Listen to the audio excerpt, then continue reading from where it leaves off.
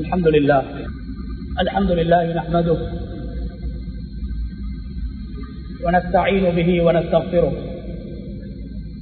ونعوذ بالله من شرور أنفسنا ومن سيئات أعمالنا من يهد الله فهو المهتد ومن يضلل فلن تجد له وليا مرشدا أشهد أن لا إله إلا الله وحده لا شريك له وأشهد أن نبينا محمدا عبده ورسوله وصلوات الله وسلامه على سيدنا ونبينا محمد وعلى آله وأصحابه وأهل بيته ومن تبعهم بإحسان إلى يوم الدين. أما بعد، فأوصيكم عباد الله بتقوى الله جل وعلا، فقد قال الله تبارك وتعالى في كتابه العزيز: أعوذ بالله من الشيطان الرجيم، بسم الله الرحمن الرحيم. قل لعبادي الذين آمنوا يقيموا الصلاة وينفقوا مما رزقناهم سرا وعلانية من قبل أن يأتي يوم لا بيع فيه ولا خلال. صدق الله العظيم. இந்த உலகை படைத்து பரிபாலித்துக் கொண்டிருக்கும் ரப்புல் ஆலமீன் அல்லாஹுக்கே புகழ் அனைத்தும். சலாத்தும் சலாமும் நமது இறுதி தூதர் முஹம்மது ஸல்லல்லாஹு அலைஹி வஸல்லம் அவர்கள் மீதிலும், அவர்களை பின்பற்றி வாழ்ந்த சஹாபாக்கள், தாபிஊன்கள், தபஉ தாபிஈன்கள், கியாமத்துடைய நாள் வரைக்கும் அல்லாஹ்வை ஏற்று வாழக்கூடிய அனைத்து முஃமின்கள் மீதும் உண்டாகட்டும். அன்பின் இஸ்லாமிய சகோதரர்களே, அல்லாஹ்வின் நல்லடியார்களே, இந்த உலகத்தில் வாழும் போது எல்லா நிலைகளிலும் அல்லாஹ் ஒருவனை பயந்து கொள்ளுமாறு, தக்வா செய்து கொள்ளுமாறு முதலில் எனக்கும் அப்பால் உங்களுக்கும் வசியத் செய்து கொள்கின்றேன். கண்ணியமான அல்லாஹுடைய நல்லடியார்களே, அல்லாஹு தஆலா ரப்புல் இஸ்ஸத் இந்த உலகத்தில் முஸ்லிம்களாக நம்மை படைத்து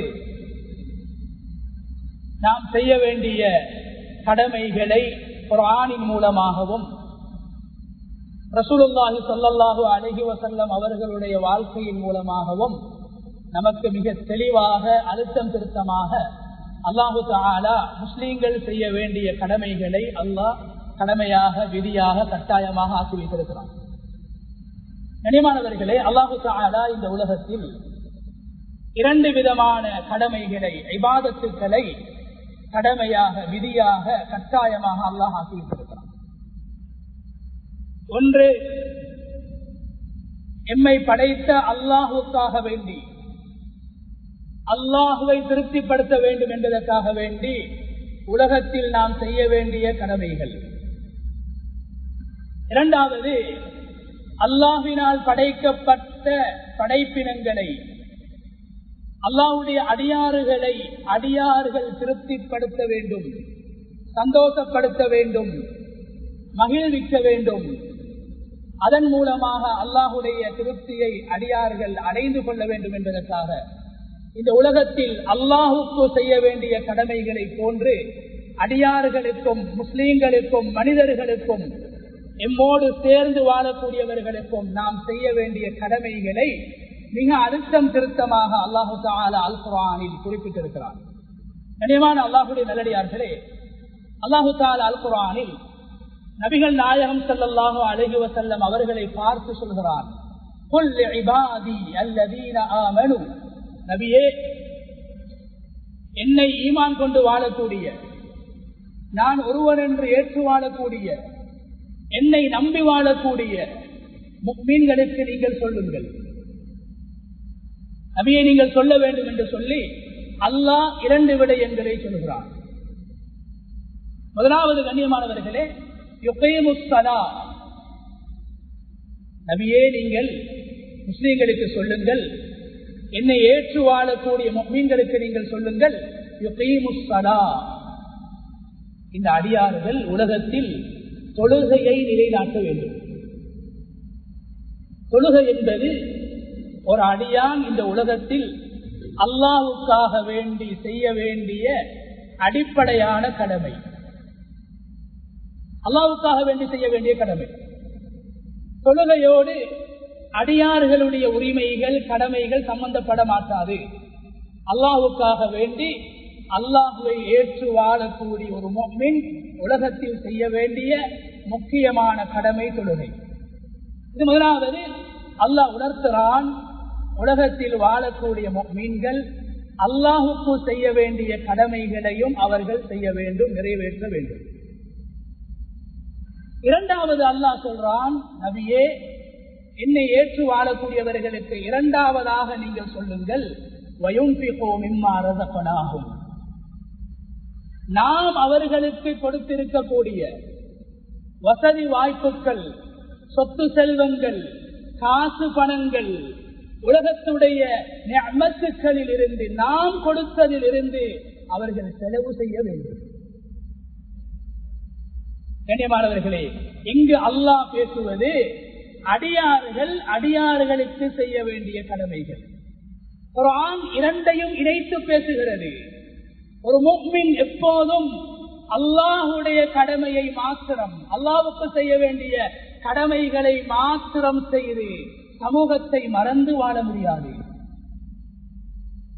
அதே நேரத்தில் ஒரு முஃமின் சமூகம் தான் என்று வாழ்ந்து, சமூக சேவைகள் தான் என்று வாழ்ந்து, குடும்பம் தான் என்று வாழ்ந்து, ஊர் மக்கள் தான் என்று வாழ்ந்து அல்லாஹுக்கு செய்ய வேண்டிய கடமைகளையும் உதாசீனம் செய்ய முடியாது.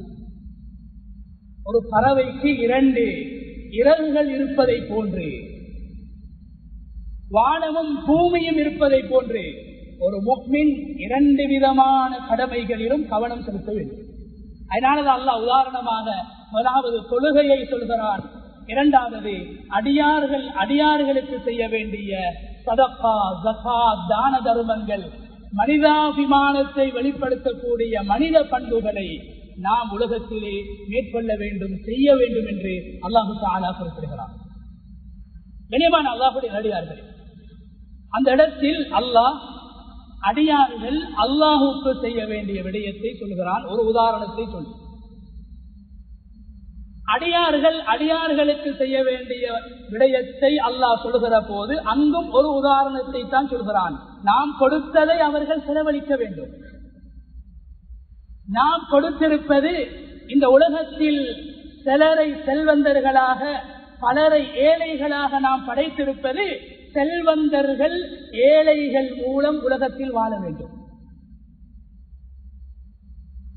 சொல்வார்கள், ஏழையின் நரகம், ஏழையின் உலகத்துடைய நரகம், செல்வந்தர்களுடைய உலகத்துடைய சொர்க்கம். ஏழைகளால் தான் உலகத்தில் அல்லாஹ் மறுமலர்ச்சியை உண்டாக்குகிறான். ஏழைகளின் மூலமாகத்தான் உலகத்தில் செல்வந்தர்கள் வாழ்ந்து கொண்டிருக்கிறார்கள். செல்வந்தர்களுடைய பொருளாதாரத்தில், அவர்களுடைய வியாபாரங்களில், அவர்களுடைய தொழில் நடவடிக்கைகளில் அல்லாஹ் பரக்கத் செய்வதற்கான காரணம் ஏழைகள் உலகத்தில் வாழ்வது. உதாரணமாக அல்லாஹு தஆலா சொல்கிறான், நீங்கள் ஜகாத் கொடுக்க வேண்டும். நீங்கள் ஜகாத் கொடுத்தால் உங்களுடைய பொருளாதாரம் பாதுகாக்கப்படும், உங்களுடைய காசு பணங்கள் பாதுகாக்கப்படும், உங்களுடைய செல்வம் பாதுகாக்கப்படும், உங்களுடைய செல்வத்தில் வளர்ச்சி, அபிவிருத்தி ஏற்படும். கண்ணியமானவர்களே, ஜகாத் கொடுக்க வேண்டுமாக இருந்தால் ஜகாத்தை பெறக்கூடிய ஏழைகள் உலகத்தில் வாழ வேண்டும். ஏழைகளுக்கு தான் ஜகாத் கொடுக்கப்பட வேண்டும். கண்ணியமான அல்லாஹ்வுடைய நல்லடியார்களே, செல்வந்தர் ஏழைகளை உலகத்தில் அல்லாஹ் உருவாக்கி ஏழைகளையும் அல்லாஹ் வாழ வைக்கின்றான். செல்வந்தர்களையும் அந்த ஏழைகள் வாழ்வதற்கு காரணமாக அல்லாஹ் ஆக்கி வைத்திருக்கிறான். ஒரு ஏழை, ரசூலுல்லாஹி ஸல்லல்லாஹு அலைஹி வஸல்லம் அவர்கள் சொன்னார்கள், அல் ஃபகீரு ஸாபிர், அல்லாஹ் அவருக்கு ஏற்படுத்திய வருமானத்தை அல்லது வறுமையை, ஏழ்மையை உள்ளத்தால் ஏற்று, அல்லாஹ் இன்னும் ஏழையாக படைத்து விட்டானே என்று வெறுத்து விடாமல் உள்ளத்தால் ஏற்று பொறுமை செய்யக்கூடிய ஒரு ஏழை அல்லாஹ்விடத்திலே கண்ணியப்படுத்தப்படுகிறார். அதனாலதான் உலமாக்களுக்கு மத்தியில் கருத்து வேற்றுமை. செல்வந்தர்களுக்கு செல்வத்தை கொடுத்து அவர்களை உயர்த்தி அவர்களை உலகத்தில் கண்ணியமாக வாழ வைப்பதும் அல்லாஹ். ஏழைகளை ஏழ்மையின் மூலம் வறுமையின் மூலம் அவர்களை சோதிப்பதும் அல்லாஹ். கண்ணியமானவர்களே, இவர்களில் யார் சிறந்தவர்? செல்வத்தை பெற்று அந்த செல்வத்தின் மூலமாக அடியார்களுக்கு செய்ய வேண்டிய கடமைகளை செய்யக்கூடிய, மற்றவர்களுக்கு செய்ய வேண்டிய கடமைகளை நிறைவேற்றக்கூடிய செல்வந்தனுக்கு நபி ஸல்லல்லாஹு அலைஹி வஸல்லம் அவங்க சொன்ன பெயர் அல் கனியு ஷாக்கிர். அல் கனியு ஷாக்கிர், அல்லாஹ்வுக்கு நன்றி உள்ளவராக வாழக்கூடிய செல்வந்தர். கண்ணியமானவர்களே, குர்ஆன் 2 விடயங்களை பேசுகிறது. ஒன்று, 3 இடங்களில் அல்லாஹ் குர்ஆனில் நாம் சம்பாதிக்கக்கூடிய காசு, பணம், சொத்து, செல்வங்கள், இவைகளை அல்லாஹ் 3 இடங்களில் ஹைர் என்று பேசுகிறான். காசுக்கு ஹைர் என்று பேசுகிறான். எந்த அல்லாஹ் உலகத்தை அற்பமானது என்று பேசினானோ, எந்த அல்லாஹ் உலகம் அது மிகவும் கேவலமானது என்று பேசினானோ, எந்த அல்லாஹ் இந்த உலகம் அழிக்கப்படக்கூடியது அற்பமானது என்று பேசினானோ, அதே அல்லாஹ் ஒரு மனிதன் சம்பாதிக்கக்கூடிய காசு, அவர் தேடக்கூடிய காசை 3 இடங்கள்ல அல்லாஹ் ஹைர் என்று பேசுகிறான். மனிதன் ஹைர் என்று சொல்லப்படுகின்ற காசை மிக அதிகமாக நேசிக்கின்றான்.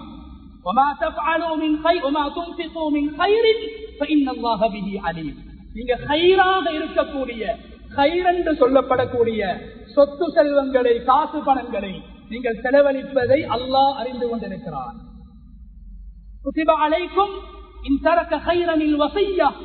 உங்களில் ஒருவர் ஹைரை விட்டு போவதாக இருந்தால், அல்லாஹ் சொல்கிறான், ஹைரை விட்டு போவதாக இருந்தால் அவர்கள் மரணிப்பதற்கு முன்னால் அவர்களுடைய அந்த காசு பணத்தில் இருந்து சமூகத்துக்கு என்னென்ன விடயங்கள் செய்யப்பட வேண்டும் என்பதை உணர்ந்து அவர்கள் வசியத்து செய்ய வேண்டும் என்று அல்லாஹ் குறிப்பிடுகிறார். கண்ணியமானவர்களே, இந்த 3 இடங்களிலும் அல்லாஹ் எந்த உலகத்தை அற்பம் என்று சொன்னானோ அந்த உலகத்தில் ஒரு மனிதன் சம்பாதிக்கக்கூடிய காசை ஹைர் என்று சொல்கிறான்.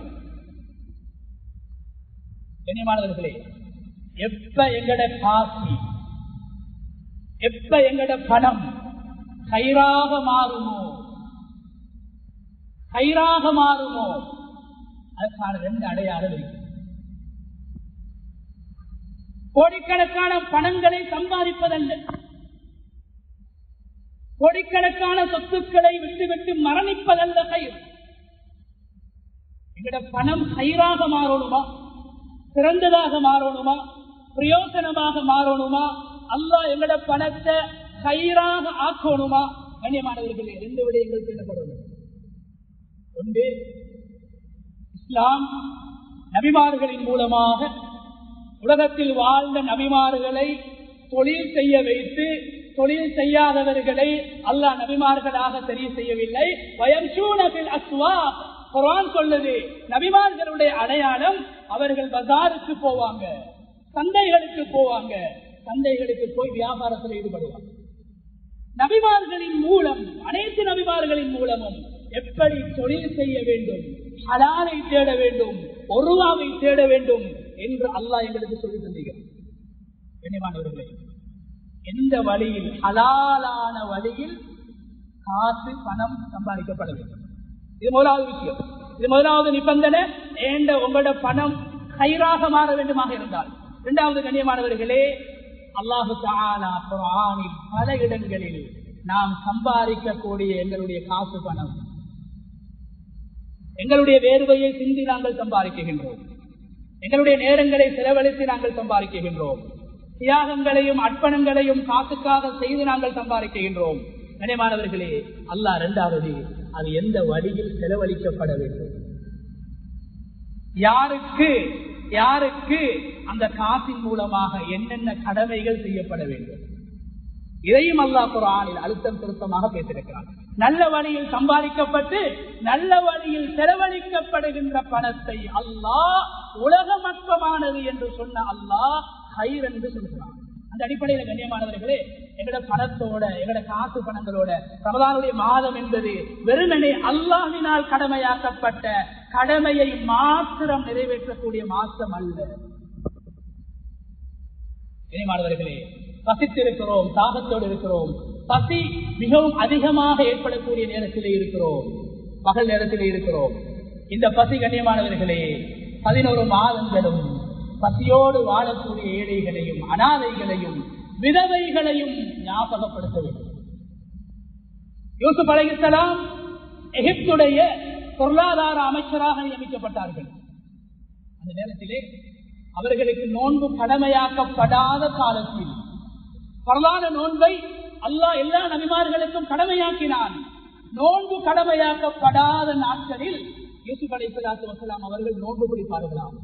ஒரு மந்திரியாக, ஒரு அமைச்சராக, ஒரு கவர்னராக, ஒரு நாட்டுடைய பொருளாதார எழுச்சிக்கு குரல் கொடுக்கக்கூடிய பாடுபடக்கூடிய ஒரு சமூக சேவையாளராக யூசுப் அலைஹிஸ்ஸலாம் செயல்பட்டார்கள் என்று குர்ஆன் பேசுகிறது. அந்த யூசுப் அலைஹிஸ்ஸலாம் அவர்கள் அடிக்கடி நஃபிலான நோன்புகளை பிடிப்பார்கள். சபையில் உள்ளவர்கள் கேட்பார்களாம், ஏன் நீங்கள் நோன்பு பிடிக்க வேண்டும், அடிக்கடி நோன்பு பிடிக்கிறீர்கள்? சொன்னார்கள், நான் இந்த நாட்டுடைய பொருளாதார அமைச்சராக நியமிக்கப்பட்டிருக்கிறேன். நான் வயிறு பிடிக்க சாப்பிட்டால் ஏழைகளின் பசியெல்லாம் நான் மறந்து விடுவேன். அதனால் அடிக்கடி நான் நோன்பு கொடுத்து ஏழைகளின் பசியின் வலியை உணர்கிறேன் என்று யூசுப் அலைஹிஸ்ஸலாத்து வஸலாம் அவர்கள் குறிப்பிட்டார்கள்.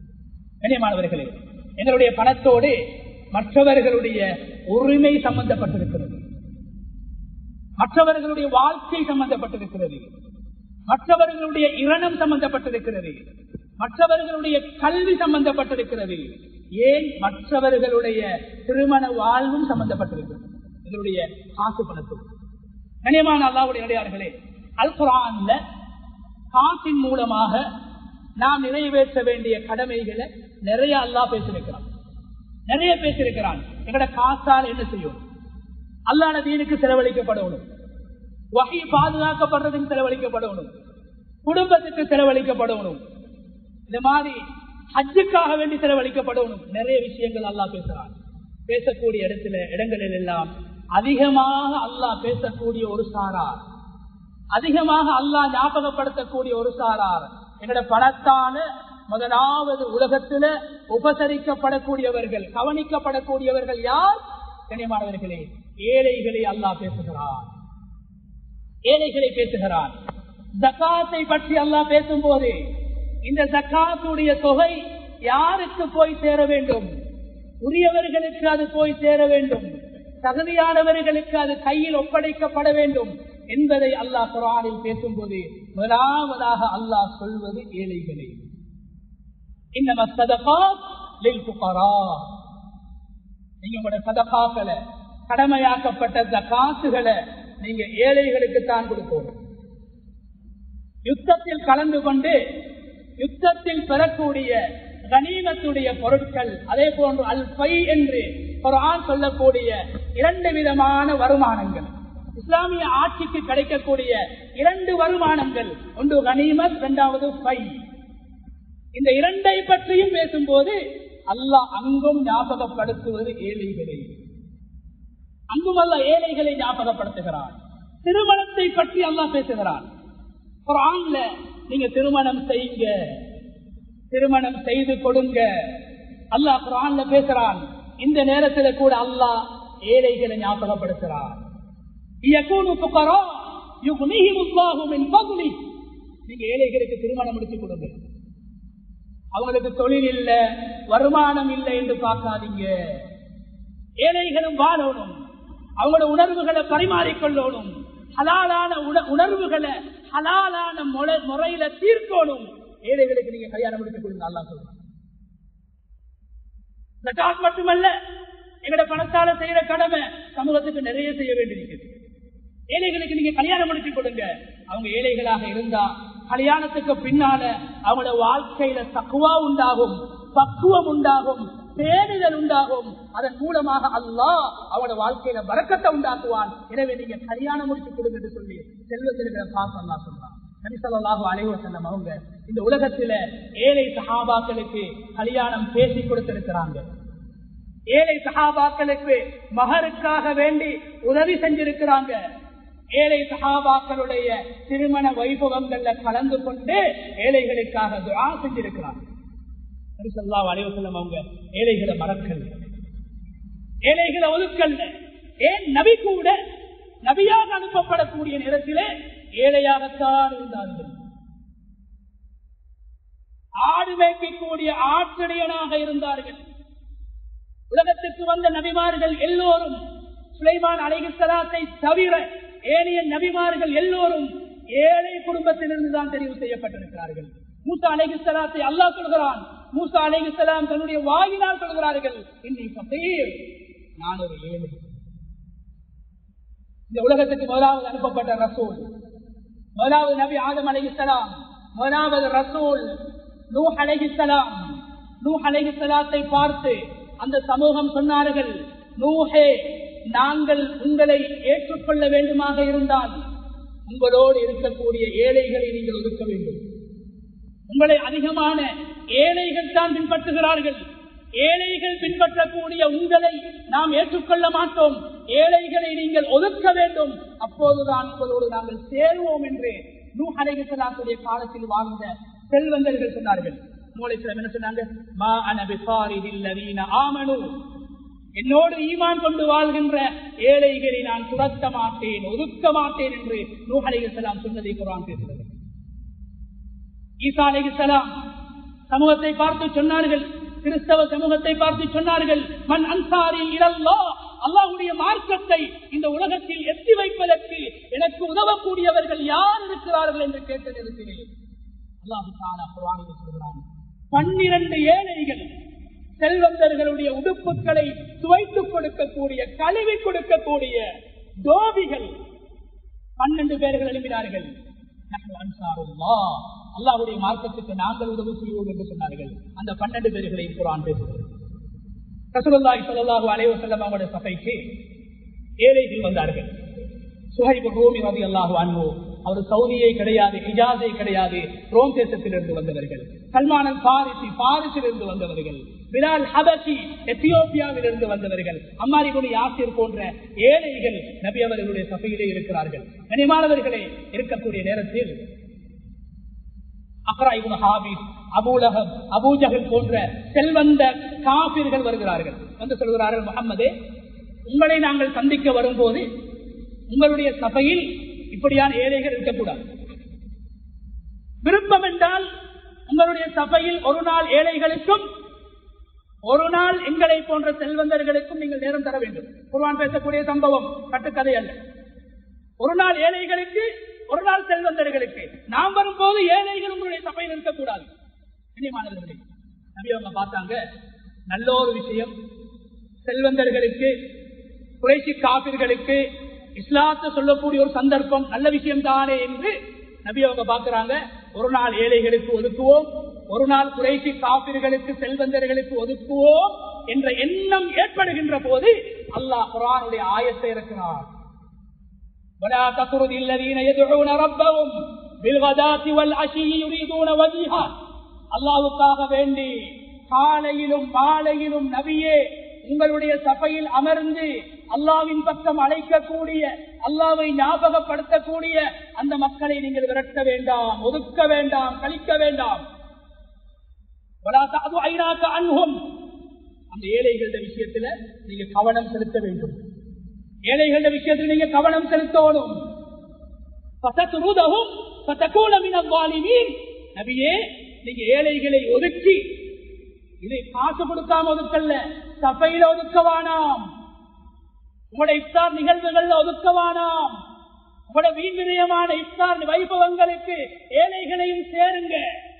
நபி அவங்க சொன்னாங்க, உலகத்துல ஆக மோசமான சாப்பாடு வலிமா என்று சொன்னாங்க. வலிமான நாம நினைச்சிடக்கூடாது, கல்யாணம் முடிச்ச ஒருத்தர் போடக்கூடிய சாப்பாடு மட்டும்தான் வலிமான நினைச்சிடக்கூடாது. வலிமா என்பது ஒரு மனிதன் மற்றவர்களுக்கு கொடுக்கக்கூடிய உணவு. அதுக்கு அரபுல வலிமா என்றுவாங்க. நாங்க மாத்திட்டோம், கல்யாணம் முடிச்சு மாப்பிள்ள போடுற மட்டும்தான் வலிமா இல்ல. ஒருவர் போடக்கூடிய உணவு அது வலிமா. அகைக்கா சாப்பாடாக இருந்தாலும் அதுக்கு அரபுல வலிமான்னு சொல்லிடும். உலகையா மாமிசத்தை அறுத்து சாப்பாடு போடுறீங்களா, அதுக்கும் வலிமான்னு சொல்லி நபி சொன்னாங்க. எந்த வலிமாவுக்கு திருமண வலிமா மாத்திரமல்ல, அது இஃப்தார் வைபவமாக இருக்கலாம், சஹருடைய சாப்பாடுகளாக இருக்கலாம், ஏனைய வைபவங்களாக இருக்கலாம். செல்வந்தர்கள் மாத்திரம் அழைக்கப்பட்டு ஏழைகள் புறக்கணிக்கப்பட்டால் அந்த சாப்பாடு, அந்த வைபவம், அந்த நிகழ்வு இஃப்தார் என்ற இபாதத் என்ற நிகழ்வாக இருந்தாலும் அல்லாஹ்விடத்தில மிக மோசமான சாப்பாடு என்று சொன்னாங்க. அதனால அப்துல்லாஹ் இப்னு மஸ்ஊத் ரலியல்லாஹு அன்ஹு சொன்னாங்க, எங்கட காலத்துல நாங்க வாழக்கூடிய நேரத்துல ஏழைகள் ஒதுக்கப்பட்டு செல்வந்தர்கள் மாத்திரம் எந்த சபைக்கு, எந்த வைபவத்துக்கு, எந்த விருந்துபசாரத்துக்கு அழைக்கப்படுவார்களோ அப்படியான அழைப்புகளுக்கு நாங்க போகக்கூடாது என்று நபி அவங்களோட செருப்ப தூக்கின சஹாபி, நபி அவங்களுக்கு ஹிதுமத் செஞ்ச சஹாபி அப்துல்லாஹ் இப்னு மஸ்ஊத் ரலியல்லாஹு அன்ஹு அவங்க சொன்னாங்க. அல்லாஹ் நபியை பார்த்து கேட்கிறான், ஃபதத்ருதஹும், உங்களுடைய சபையில இருந்து நீங்க ஏழைகளை ஒதுக்க பாக்குறீங்களா, ஃபதகூன மினல் ஸாலிமீன், அப்படி நீங்க ஒதுக்கி அநியாயக்காரராக மாற போறீங்களா, நீங்க அநியாயம் செய்தவராக மாற போறீங்களா என்று நபி அவங்களை பார்த்து அல்லாஹ் எச்சரிக்கிறார். எனவே கண்ணியமானவர்களே, ரமலானுடைய காலத்தில ஏழைகள பசியை உணர்றோம். அல்லாஹ்வுக்கு மாத்திரம் செய்ய வேண்டிய கடமை பசியோடு இருக்கிறது அல்ல. கண்ணியமானவர்களே, அந்த பசியின் மூலமாக அடியார்களுக்கு செய்ய வேண்டிய கடமைகளை நாங்கள் உணர்ந்து செய்யப்பட வேண்டும். கொடுக்கக்கூடிய எங்களுடைய வருடத்துடைய ஜக்காத்துகளாக இருக்கலாம், இந்த மாதத்திலே கொடுப்போம். நாமும் ஏழைகளும் பசியை உணரக்கூடிய மாதத்தை அடைந்திருக்கிறோம். 11 மாதமும் பசியோடு இருக்கக்கூடிய விதவைகள், அனாதைகள், அதே போன்று ஏழைகள், பரம ஏழைகள், கடனாளிகள் எல்லாம் என்னுடைய ஊர்களில் இருப்பார்கள், நாட்டில் இருப்பார்கள். அவர்களில் பல பேர்கள் அவர்களுடைய வறுமையை, கஷ்டங்களை, தியாகங்களை எங்களிடத்தில் சொல்ல மாட்டார்கள். குர்ஆனில் அல்லாஹ் சொல்வதை போன்று வாயினால் சொல்ல மாட்டார்கள். நீங்கள் தேட வேண்டும், அவர்களை நீங்கள் தேட வேண்டும், அவர்களை தேடி செல்ல வேண்டும், அவர்களுக்கு நீங்கள் மறைவாக கொடுக்க வேண்டும். அல்லாஹ் சொல்றானே, நீங்க சதகாக்களை பகிரங்கமாக கொடுத்தாலும் பரவாயில்ல, அந்த சதகாக்களை நீங்க மறைச்சு ஏழைகளுக்கு கொடுத்தால் புகராக்களுக்கு கொடுப்பது மிக சிறந்தது என்று அல்லாஹ் குர்ஆன்ல பேசுறான். எனவே கண்ணியமான அல்லாஹ்வுடைய நல்லடியார்களே, அடியார்களுக்கு செய்ய வேண்டிய கடமையை அல்லாஹ் பேசிவிட்டு அடியார்களுக்கு 2 விதமாக நாங்கள் உதவி செய்ய வேண்டும், சதகாக்களை கொடுக்க வேண்டும் என்பதையும் அல்லாஹ் பேசுகிறான். ஒன்று சிர்ரன் வ அலானியா, நீங்க செய்யக்கூடிய சதகாக்கள்ல சிலதை நீங்க ரகசியமாக கொடுங்க. ஏழைகளுக்கும் உணர்வு இருக்குது, ஏழைகளுக்கும் மரியாதை இருக்குது, ஏழைகளுக்கும் சுயமரியாதை இருக்குது என்பதை உணர்ந்து நீங்க கொடுக்கக்கூடிய சதகாக்களை கொடுங்க, மறைச்சு கொடுங்க. தனிநபர்களுக்கு கொடுக்கக்கூடிய சதகாக்களை, தான தர்மங்களை, உதவிகளை, புண்ணியங்களை மறைச்சு கொடுங்க என்று குர்ஆன்ல அல்லாஹ் சொல்றான். அதை பிடிச்சிட்டு 1 கிலோ சீனியை கொடுத்துட்டு 20 போட்டோ எடுத்து பேஸ்புக்ல போடாதீங்க. ஒரு மெஷினை வாங்கி கொடுத்துட்டு ஒரு விதவிட போட்டோவை பேஸ்புக்ல போடாதீங்க. அல்லாஹ் சொல்றான், அவங்களுக்கு மனசு இருக்குது, உள்ளம் இருக்குது, உணர்வு இருக்குது. சில சதகாக்கள் தனியா செய்யணும். தனிநபர்களுக்கு, ஏழைகளுக்கு வழங்கப்படக்கூடிய சதகாக்களை அல்லாஹ் சொல்றான் மறைச்சு கொடுங்க. அதானியா எல்லாத்தையும் மறைச்சு செய்யாதீங்க. அல்லாஹ் சொல்றான் சில சதகாக்களை பகிரங்கமாக கொடுக்கணும். ஜக்காத்தை பகிரங்கமாக கொடுங்க. அப்பதான் பாப்பா ஜக்காத் கொடுக்காதவன் இவரே ஜக்காத் கொடுக்கிறார், சாதாரண வியாபாரி, நானும் கொடுக்கணும். பள்ளிவாசலுக்கு பகிரங்கமாக கொடுங்க, மதரசாக்களுக்கு பகிரங்கமாக கொடுங்க, பொது இடங்களுக்கு பகிரங்கமாக கொடுங்க. அப்பதான் செலவழிக்காதவர்கள், கஞ்சத்தனத்தோடு வாழக்கூடியவர்கள், இறுக்கமாக வாழக்கூடியவர்கள், ஏழைகளின் உடைமைகளை, உரிமைகளை மறந்து வாழக்கூடியவர்கள் கண் திறப்பார்கள். ஆனா ஒரு தனி விதவைக்கு கொடுக்கிறது, அனாதைக்கு கொடுக்கிறது, தனி ஒரு கடனாளிக்கு கொடுக்கிறது பகிரங்கப்படுத்தாதீங்க. அவருடைய மனசு உடையிருந்ததையும் ஞாபகப்படுத்தும். எனவே ரகசியமாக கொடுப்போம், பகிரங்கமாக கொடுக்க வேண்டிய பகிரங்க காசுகளை, சதகாக்களை பகிரங்கமாக கொடுப்போம். எங்களுடைய காசு பணங்கள் கயிறாக மாற வேண்டுமாக இருந்தால் ஹலாலாக சம்பாதிப்பதை போன்று நல்ல வழிகளில் செலவழிப்போம். அல்லாஹ் ரப்பல் இஸ்ஸத் இந்த சங்கையான ரமதானுடைய மாதத்தில் ஏழைகளின் இடர்களையும் அனாதைகள் விதவைகளுடைய தியாகம் கஷ்டங்களையும் புரிந்து அவர்களும் மனிதர்கள் எம்மை போன்றவர்கள் என்பதை உணர்ந்து மனிதர்களாகிய நாம் மனிதர்களுக்கு செய்ய வேண்டிய கடமைகளை மிக திருத்தமாக அழுத்தமாக அல்லாஹ் சொன்ன பிரகாரம் நிறைவேற்றி இந்த புனிதமான ரமதானுடைய மாதத்தில் அல்லாஹ்வுடைய ரஹ்மத்தையும் மக்ஃபிரத்தையும் நரக விடுதலையை பெற்றுக் கொள்வோம். அல்லாஹ் தஆலாவுக்கு கிருபை செய்வானாக. தஆலாவுடைய பாவங்களை மன்னிப்பாயாக. தஆலாவுடைய மாதாபிதாக்களுடைய பாவங்களை மன்னிப்பாயாக. தஆலா ஈமானோடு வாழ்ந்து ஈமானோடு இந்த உலகத்தை விட்டு பெறுகின்ற சந்தர்ப்பத்தை எம் அனைவருக்கும் நசீபாக்குவாயாக. ரமதானுடைய மாதத்தில் எத்தனை நோன்புகளை நோற்றோமோ அனைத்து நோன்புகளையும் ஏற்றுக்கொள்வாயாக. எத்தனை நோன்புகளை நோக்க இருக்கின்றோமோ அந்த அனைத்து நோன்புகளையும் ஆரோக்கியமாக நோற்று உன்னுடைய பொருத்தத்தை அடையக்கூடியவர்களாக நம் அனைவரும் ஆக்கிடுவாயாக.